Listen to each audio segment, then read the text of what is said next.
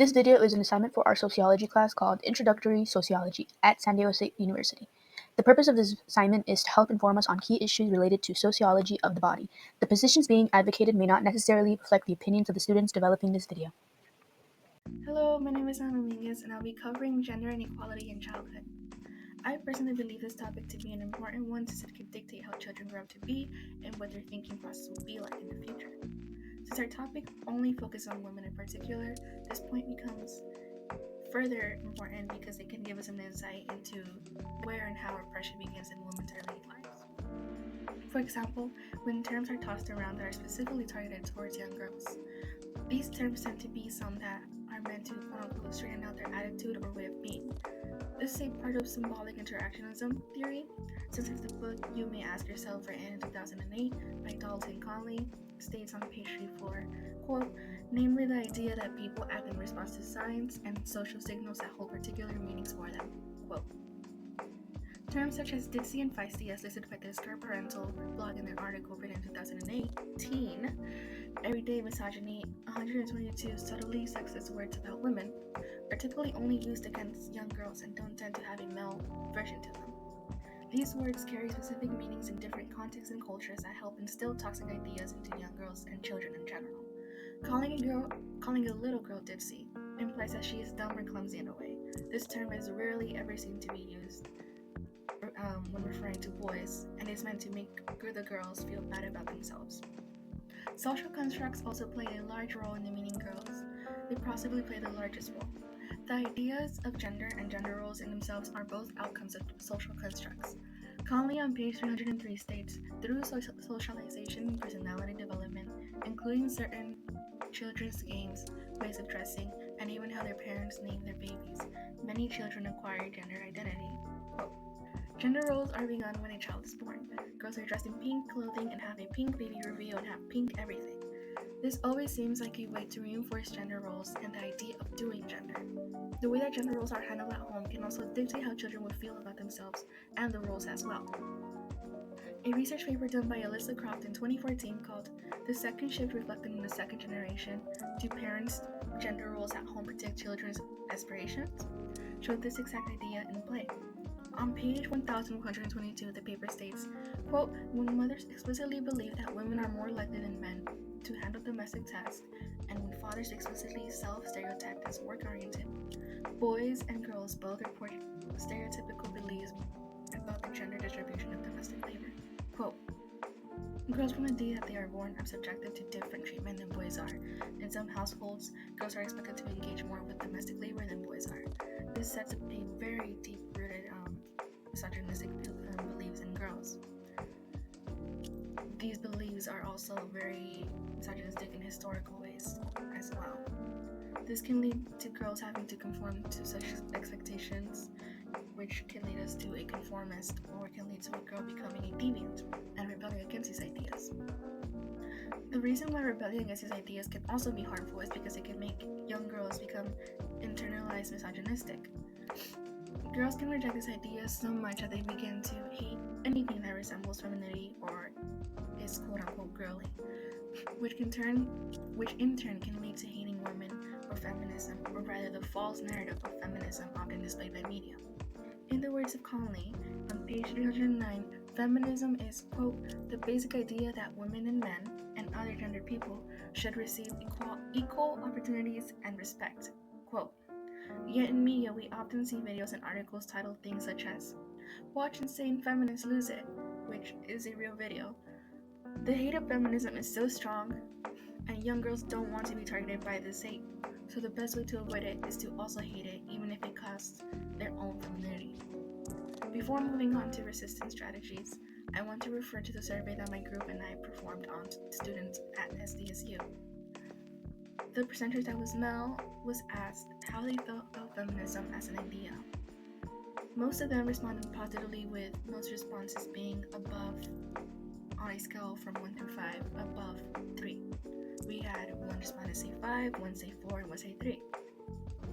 But when we went and asked the same thing to the female respondents, it was a bit more scattered, with one saying 2, one saying 3, 4 of them rating them 4, and one of them saying 5.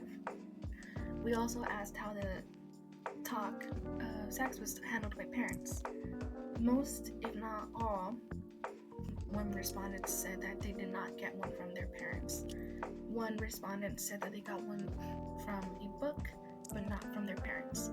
Most non-respondents said they got one from their parents, and it was very lighthearted and easy. After that, we asked them to identify some stereotypes that were presented to them in their early childhood. Some said, for the male side, they said aggressiveness was one of them. The color blue was a lot shown. You weren't allowed to cry as a male or show any type of feelings. Fighting was also reinforced, and sports were heavily advocated for. On the female side, you were expected to cook, to clean, to bake, to like the color pink, to dress nice, and if you dress nice, you'd be complimented for it, to like dolls, and a respondent quotedly said, not be as smart as a man. So that was what we attained from our survey done at SDSU. So now we come to resistance strategies. Some resistance strategies that have been currently present are protests and healthy forms of rebellion. Yet, what I think would be the strongest strategy would have to be the rejection of social norms, which a lot of mothers are currently doing. A lot of parents are currently doing, pardon. By this, I mean that parents are choosing to name their children gender-neutral names. They aren't enforcing gender norms in very early childhood. They aren't following the same pink and blue idea. And parents are being more open about their emotions with their children and allowing them to express themselves how they want to. I think this is possibly the strongest resistance strategy, since it can help grow a child into a healthy person without the values of sexism in their mind. Thank you. Hello, my name is Ashlosi, and I will be talking about sexual harassment in the workplace. The topic I chose to talk about is sexual harassment women face in the workplace. I went in and explored the experiences that women go through in the workplace and looked through what causes men to mistreat women in these workplaces.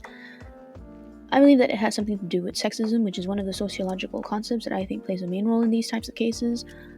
Sexism is, quote, a form of prejudice that occurs when a person's sex or gender is the basis for judgment, discrimination, or other differential treatment against that person, end quote. This is from the textbook You May Ask Yourself by Dalton Conley. It is important to explore this topic in order to show how some women are unfairly treated in their job. People need to understand the impact that sexual harassment towards women has, not just the effects on the victims, but also the effectiveness of business can lower, which is not as important as the well-being of victims, but is still something affected by these cases. A quote says, one study found that the psychological effects of sexual harassment can rise to the level of diagnosable major depressive disorder, or PTSD. Sexual harassment has also been tied to psychological effects such as negative mood, disordered eating, self-blame, reduced self-esteem, emotional exhaustion, anger, disgust, envy, fear, lowered satisfaction with life in general, and abuse of prescription drugs and alcohol. End quote. This is from the study by Chairs Chai R. Felblum and Victoria A. Lipnick in 2016. These cases can really bring in so many effects. Societal effects, for example. It gives people the idea that women aren't as valuable as men. This can also be related to the glass ceiling. This treatment can keep women from moving forward in their careers, and this makes women getting leadership positions much harder than men. Men tend to sexually harass people to show dominance or degrade women. This can be related to sexism or hegemonic masculinity, which is just the stereotypical male traits that are seen in men, which are valued by society. Examples would be power, aggression, or competitiveness. A quote from an article by Cortina and Arreguin in 2020 says, quote, sexual harassment to be an expression of power and dominance and a mechanism for protecting or enhancing one's own sex-based social status. This conduct reinforces the existing gender hierarchy, a hierarchy that privileges men, explaining why men are more likely than women to sexually harass. End quote. So, sexual harassment contributes to the pay gap and also the effects on women's opportunities in the workplace. This is related to inequality because men, like in other aspects, have the advantage in the workplace and use that to get the upper hand against women. Men who harass women want them to feel diminished, and there's that power imbalance again. These circumstances make it seem like women are not capable of having certain positions in the workplace. Quote, Workplaces play an important role for gender inequality in the labor market, end quote. Quote, we show that the workplace specific wage premium shows with the share of men, implying that women's risk of harassment increases and the men's risk decreases as workplace wages rise, end quote. This is from a study by Ali Folk and Joanna Rigney from their journal called Sexual Harassment and Gender Inequality in the Labor Market. So race can be a factor of sexual harassment. A quote from an article by Grace Gardner called Intersectionality and the Sexual Harassment says, quote, we now know that intersectional discrimination, overlapping experiences of oppression and disadvantage is a key driver of sexual harassment, end quote. So this graph here shows that 71.2% of Black African American women have reported a complaint of sexual harassment in the workplace compared to these other races of women who have also reported. Which means that Black women are more oppressed in the workplace compared to these other women. What some workplaces need to do to improve the safety and well-being of women is to reduce stress by creating an inclusive environment, increase the support towards women, also provide education, awareness, and also sexual harassment training, also to provide equal opportunities and pay. This is all from the Equal Employment Opportunity Commission website. And lastly, I will talk about my part of the student survey that I asked. This first graph shows the results of the question that I asked on whether or not they had witnessed sexual harassment in the workplace, and 80% of people said that they didn't witness sexual harassment, and 10% of people said that they did, and 10% of them said that they didn't know. And the second graph explains that 80% of people do feel safe to file a complaint of sexual harassment in the workplace, and 20% of people said that they don't feel safe. And this last graph shows that 90% of people have not experienced sexual harassment in the workplace, and that 10% of people said that they preferred not to say. And that is all for my part of the presentation.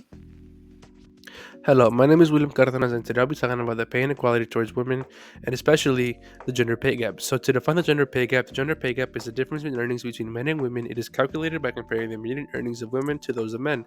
In this chart here, we have some pay gap largest for women with advanced degrees. Those with a high school degree, men make more than the women do, as men make around, let's say, $190 more than what the girls make in high school. And an advanced degree, that can be masters or doctorates, women make $1,200 while the men make around $1,650, which is a huge comparison when you think about it, because that money does add up in the end game. Some people like to argue that the gender pay gap isn't real, and the argument is kind of invalid because they argue that not everyone is interested in the same job, which is obvious that not everybody's interested in the same job, obviously, right? An example would be a male engineer and a female engineer both work at the same level at Lockheed Martin, and it should be equal pay, right? Because they're both engineers and they both work in the same department, and it shouldn't be that the male gets paid more because of his given gender. It should be equal regardless of the gender. It's also, unfair and unequal. It can cause emotional damage knowing that you've been treated unfairly, going to this company and working your butt off just to get paid less than what the male is making for the same amount of work. Your morale, your motivation, and your productivity will all be affected because you don't want to go work at a company where you're being treated unfairly, obviously. As well as your work-life balance, it can be ruined. You go to work to make money to support your life, but when you go to a job that's treating you unfairly, you don't want to go work there. There's been some court cases about this, like Ledbetter versus Goodyear Tire and Rubber Co. This led to the Fair Pay Act of 2009, which gave a better chance for workers to sue in case of pay discrimination, as well as Hong v. Facebook Inc., which was a class action lawsuit filed by Facebook female employees, which alleged sex and race discriminations in pay and promotions within their workplace. The case was settled in 2016, and Facebook agreed to pay $5 million in damages and change their compensation practices, as well as the EEOCB United Airlines. Female pilots sued United Airlines, alleging that there was discrimination within their pay and promotions. Like Facebook, United Airlines agreed to give some sort of compensation and put policies in place that would prevent further discrimination. These laws that have been in order have been really old, so it doesn't really help them whatsoever. Um, but they are still somewhat effective until the newer ones came out, such as the Eco Pay Act of 2009, which completely changed the whole game, as well as the state eco pay law ensures that in every state there is some sort of equality between employers and employees, as well as the Civil Rights Department, and they make sure that they can assist those who have been affected by employment discrimination. The glass escalator is a metaphor that means that women and other minorities have such a small chance to advance to higher positions in the workplace. Now, the glass escalator means that it's similar, but it's not similar at the same time because it is a female-dominated position where a man can climb much higher at a faster rate than women can, and it is vice versa. If a woman goes into a male-dominated field, they are most likely to be assaulted in a way. An example of this escalator would be a nursing, right? So sometimes males can go into a nursing profession and climb the ladder way quicker than a woman can. We did some student surveys at SDSU. Out of 10 people, one said no and one said yes to the question, "Do you believe in the gender pay gap?" Which to each their own. As well as here's a direct quote from a question saying, "Do you what do you think is the best way to counteract the gender pay gap?" And somebody said, "I think the most effective way would be by making it a legal requirement that it is enforced by budget administration, also making sure that there are unions that can help these workers achieve equality no matter race nor gender." Thank you.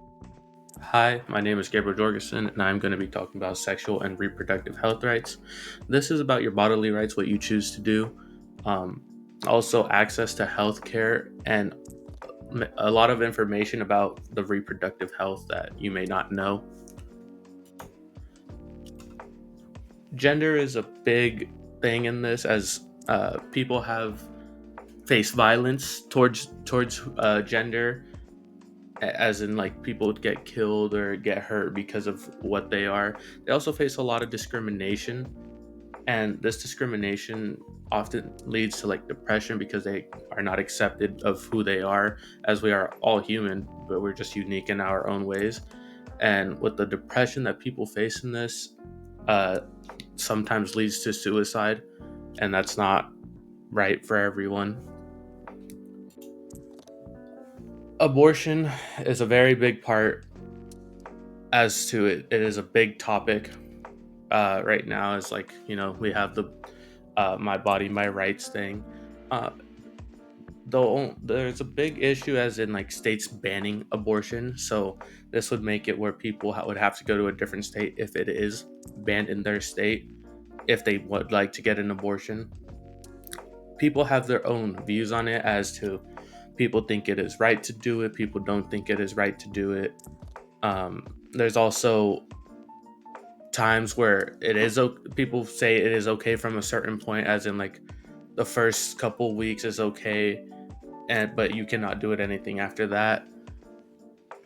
There's also pre and post care. So not many people know everything about it, that you have to do certain things for pre-abortion and then post-abortion care, as in having to do certain things just to go through the process. So there's a lot of information about that. Health needs, as in what you need to go through, should be supplied for you. That is a right to you. Education is what leads us to many things, as in like STIs, and all kinds of stuff like that. Schools are not mandatory to teach it in some states. So this leads to a lot of people having misinformation or not knowing the right things. There's also rights to this, as in like knowing what you can do and can't do, what you have access to is a big thing. Not many people are told that they can go to clinics and get the resources they need. Uh, and you have the privacy, so you can tell them, you can go there and tell them and ask them things, and they don't have to put it out or put it on record. if you don't want your family to know. Um, so education is like very big for people. We prevent a lot of uh, STIs, STDs. Also knowing how to get resources, where to get resources, how to use protection uh, to not get these STIs, and just basic information that many people need. But as we see, there is a lot of states that aren't mandatory to do a lot of things. As us in California, we are mandatory to teach about sex and HIV education, but other states don't have to do that, and that is a big cause to people not knowing everything before they go into it. Thank you.